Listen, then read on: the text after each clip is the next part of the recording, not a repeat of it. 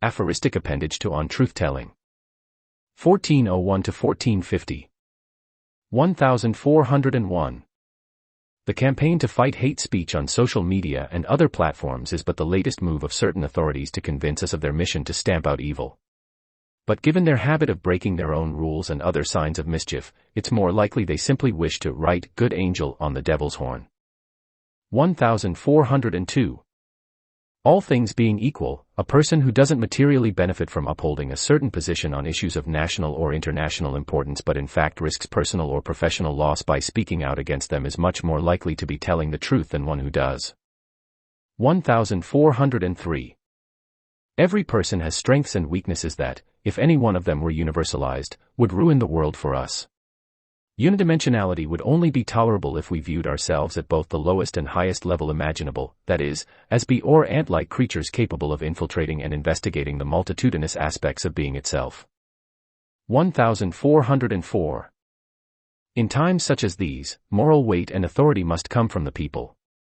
If anyone thinks it will come from heads of state or institutions, he will be sadly disappointed. For while it's true that, generally speaking, moral development and sensibility are no less part of their character than that of others, it's also true they don't put these attributes into play on a regular basis but rather, for the sake of expediency and self-interest, trim their sails to the prevailing moral winds. 1405.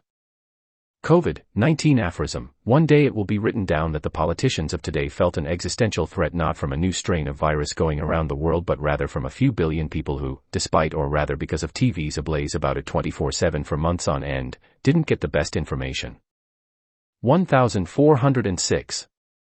COVID-19 aphorism. It is to the immense discredit of politicians and other powerful figures that, by endlessly repeating a message largely relying on fear and coercion, millions of people have come to believe nonsense. 1407.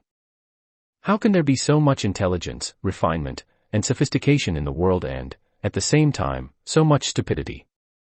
It seems to be that, while the first require the slow, steady, step-by-step development of whole areas of understanding, the second only requires the presumption of being able to arrive at these areas, or at least a few of them, rather quickly, easily, and, why not, with popular approval.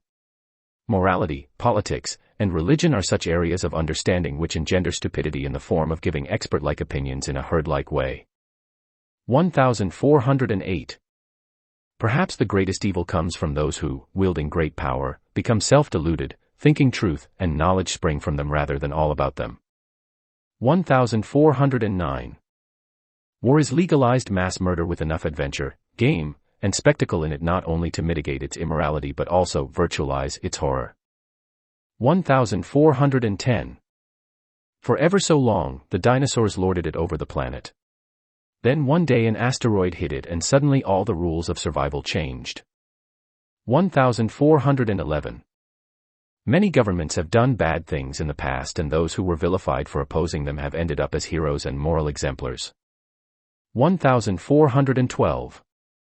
COVID-19 aphorism. Science's free and open debate is as far from the minds of those who tell people nowadays to follow it as the Christian message "Love thy neighbor" was from the minds of those who conquered foreign lands.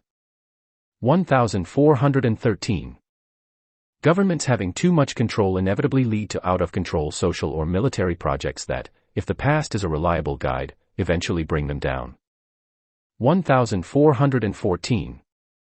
Climate change as ideology, as settled science, formerly called global warming but, in the 1970s, treated quite differently as a coming ice age, is a potentially powerful weapon in the hands of politicians.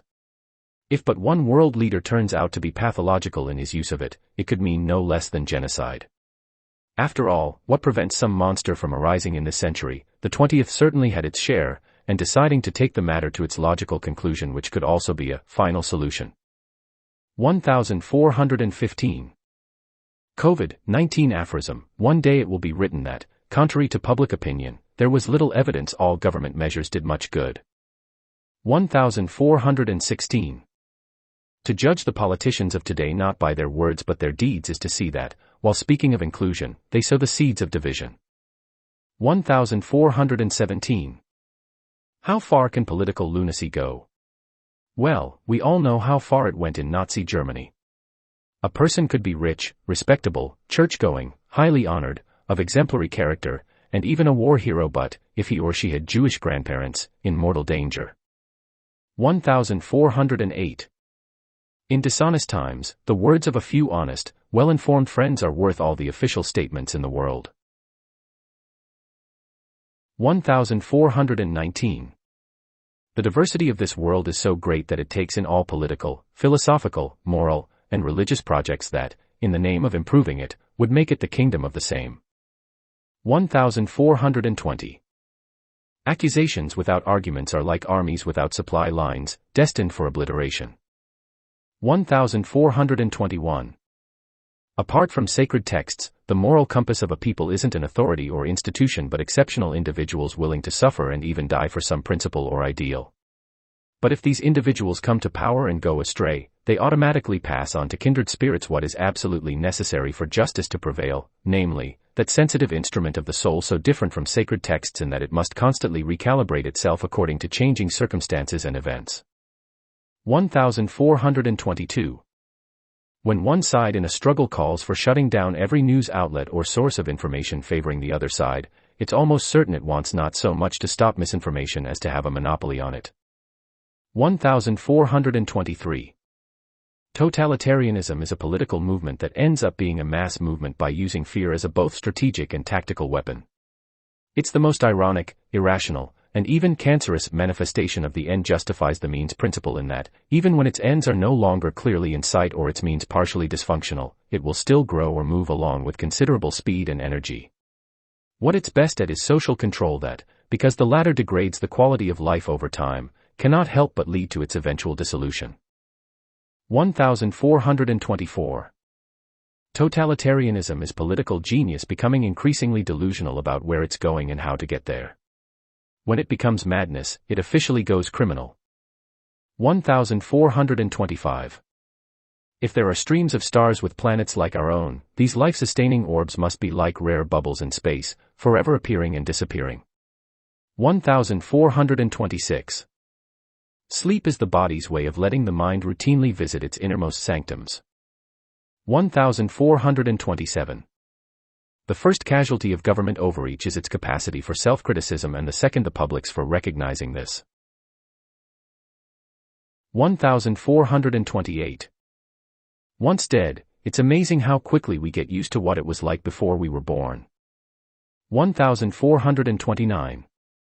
If everything taken together is complicated beyond measure, then anything taken separately is also complicated.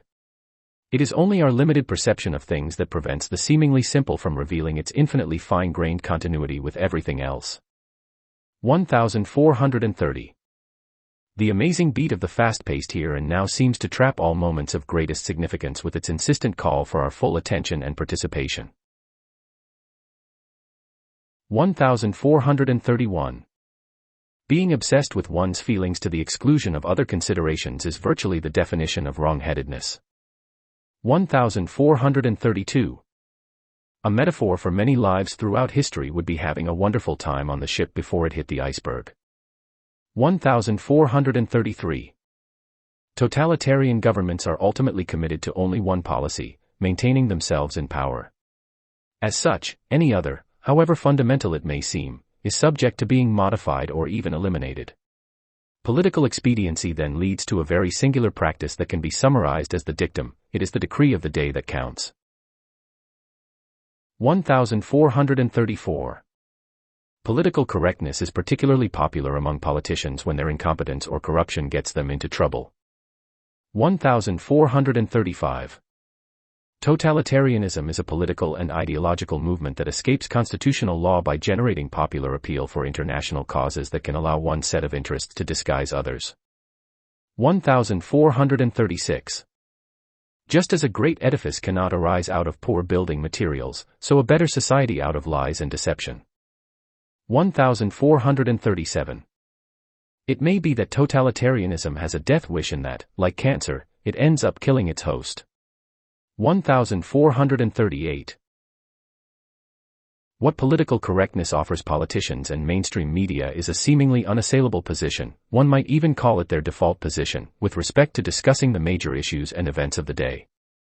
No matter how complicated these may be, the parties in question can always resort to bringing up a few choice issues, example, climate change, that, apart from all questions of truth or falsehood, suggest they have nothing but the best interests of humanity at heart. 1439. If those discussing a contentious or controversial matter are not willing to hear out and consider opposing points of view, there is little honesty in the conversation. 1440. Do you really want to know what paradise is? It is a world that has allowed this thought to come into being and perpetuate itself over the ages despite our having to suffer the slings and arrows of outrageous fortune.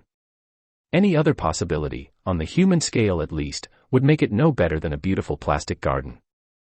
1441. Should the politicians of today, paving the way for the great successes of the future, for the happiness and well-being of the generations to come, and, indeed, even for the salvation of the planet itself, should they not be forgiven if they sometimes fail to address current problems? Or if they don't always seem to be honest? Or if they sometimes show an interest in accumulating power? Well, millions upon millions of people will no doubt answer this question with a resounding yes. These people have no reason, in other words, to think that politicians will let things get truly out of hand or that, for example, they will let debt destroy the world economy or nuclear weapons the world itself.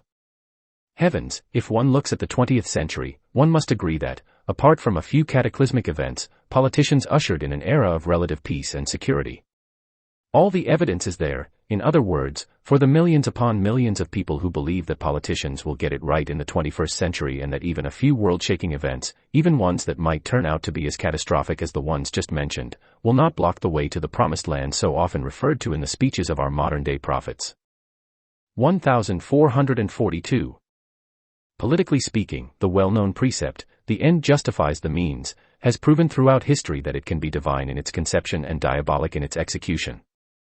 1443. The way of the world is to crank up certain issues to the point of near hysteria, ones that won't raise an eyebrow years later, while others, like sleeping volcanoes, are left to themselves. 1444.